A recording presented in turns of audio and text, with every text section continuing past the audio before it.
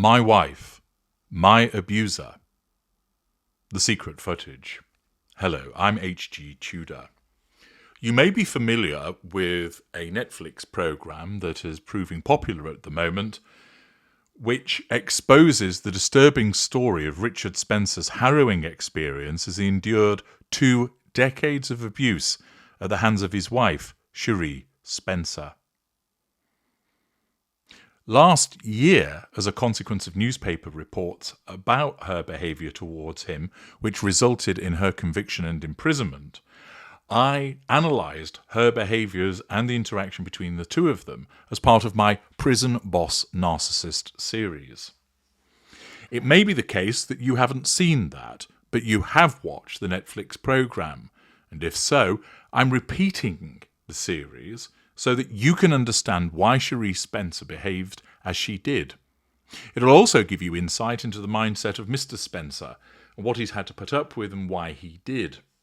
It also explores other aspects of her behaviour in the sense of other individuals that she utilised, the way that she sought to deny what she had done.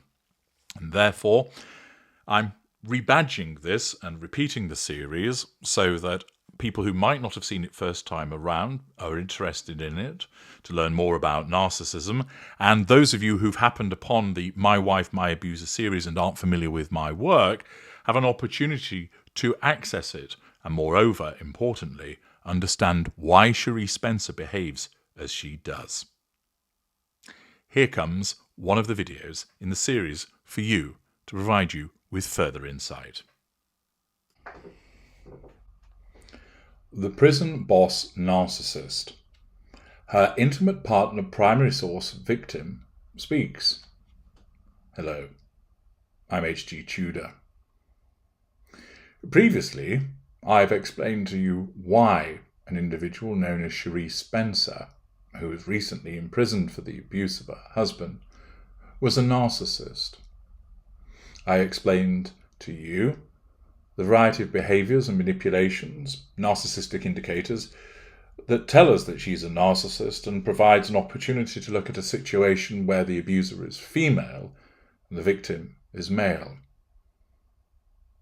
Although greater prominence is given to male narcissists, particularly in situations of domestic violence, the number of narcissists is roughly evenly split between male and female. There are differences amongst the schools where there is a shift in the proportion, but overall, it's roughly equal. Many people think that there are far more male narcissists. That's simply because male narcissists tend to be the more obvious ones, whereas female narcissists can be a lot harder to spot because commonly they will utilize fake empathy, cognitive empathy, and therefore tend to fit in more readily. Here, we receive the perspective of her victim, which enables you to understand more about the narcissistic dynamic. It's taken from an interview from the Daily Mail from Rebecca Hardy. The headline is, "Even now, I can't explain why I didn't leave my high-powered wife who beat me black and blue for 20 years. British man, 46, reveals how he wore makeup to hide his bruises inflicted by prison reform boss wife during regular beatings she doled out." When Sheree Spencer, the mother of 3 little girls and a senior manager at the Ministry of Justice, was facing sentence for the worst case of controlling and coercive behaviour the judge in question had ever seen, her husband, the abused Richard, could only focus on a spot, on a piece of furniture, and stare at it to get through it. "I felt absolutely nothing the few times I glanced across at Sheree," says Richard. "I didn't feel anger. I didn't feel scared. I didn't have any emotion," he says, in this harrowing interview. "But I was hyper-conscious of how my family was reacting when the judge described the horrific things that she had done." To hear the judge use the same language Sheree used, the F word and the C word, the things she called me like bitch, and knowing my family were hearing those things was He then struggles to find the words. There aren't any. When I think about those memories, I don't feel associated to them. It's like they happened to someone else. Here he's showing his disassociation as a consequence of the abuse that he sustained. I know it was me, but in my mind, I can't understand how I could have allowed that to happen. This, of course, is a common response from many victims, that they look back on the individual and think, was that me? I don't really realise that that was me. How did I let that happen? How did that occur to somebody such as me? Sometimes pride has been dented. How could I let somebody treat me that way? How could I have fallen for it? How could I find myself in such a situation? In other instances, there's shame. I can't believe that I didn't do anything. Why didn't I fight back? Why didn't I see what was happening? And of course, this is because the individual concerned invariably had no idea what it was they were dealing with. Invariably, that person thinks that something has gone wrong in the relationship, and of course it has, but what they think is that the relationship as it was at the beginning was genuine. That when things were good, in some instances amazing, that was a genuine relationship, and somehow something has gone wrong to catapult it into the awful abusive behaviours. And the victim believes that they can get back to that early stage. You can't. The only person that will allow you to return to that is the narcissist. Nothing that you can say or do will guarantee a return to that golden period. And indeed, you should never ever attempt to get it back, because as you realise what you're dealing with, you should be obeying the first golden rule of freedom, namely, once you know, you go, you get out and you stay out. But many people, such as Sheree Spencer, when they find themselves the subject of such abusive behaviours, are unable to leave. The reason being is that they are affected by their addiction to the narcissist, which manifests in so many different ways, often believing that they've brought the violence and abusive behaviour on themselves, and they have to work hard in order to correct it.